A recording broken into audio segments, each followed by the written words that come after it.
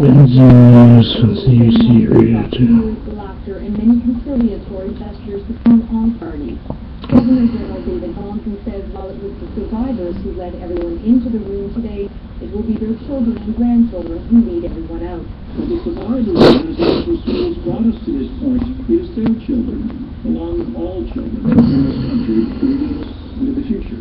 And perhaps it will fall to the next generation to take action, because Prime Minister Stephen Harper has signaled a disinterest in key recommendations.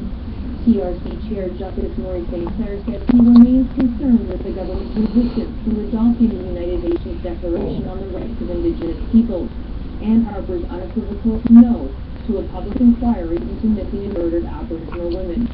Selena Roman, ABC News, Ottawa. A series of reports into last October's shooting on Parliament Hill were released today. They conclude that RCMP officers had a chance to stop gunman Michael Zehaf-Bibeau before he entered Parliament Hill, but did not. The review was conducted by the Ontario Provincial Police. Zehaf-Bibeau fatally shot Corporal Nathan Cirillo at the National War Memorial before storming Parliament Hill. RCMP Assistant Commissioner Gilles Michaud says the first RCMP officer to encounter the gunman on the hill made a radio call that was not understood by other mountains.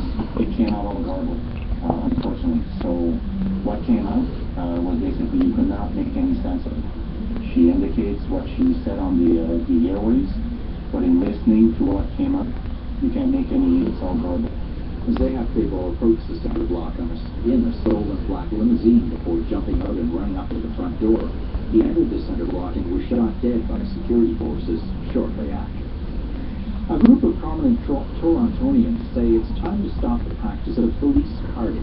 Carding is a practice in which police stop people who have committed no crime and ask them for information. A group of concerned citizens to end carding includes 3 former mayors as well as provincial and city politicians. It made its case at a news conference today. Here's what Roy McMurtry, former Attorney General and Ontario Chief Justice, had to say about the practice of carding. At this stage, it should simply be abandoned. The new chief of police has undoubtedly inherited a major controversy, and I hope that he will personally end his support of the practice. Toronto's new police chief, Mark Saunders, defends carding, saying it is legal and does enhance community safety. A judge in Miami has refused bail for 15-year-old Mark Wabafia-Bazoo. He is a Canadian diplomat keenly accused of murder. Here is Circuit Judge Terry Stewart. But it seems to me that it's highly unlikely that one Mr. Wabafia-Bazoo leaves Canada where his mother has family. And as a father of the United States, he'll ever be able to go through that. Wabafia-Bazoo is the son of Roxanne Dubé, Canada's Consul General in Miami. He faces numerous charges in a shootout that killed his older brother and another teen. He's pleaded not guilty, and his mother had insisted she would ensure he remained in the U.S. if released. If you're in the middle of a 3-year cell phone contract, as of today, it's going to be easier for you to walk away from it.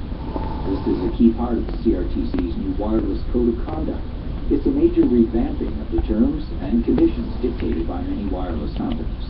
Other changes include plain language for all wireless contracts and the option to cancel a plan within 15 days.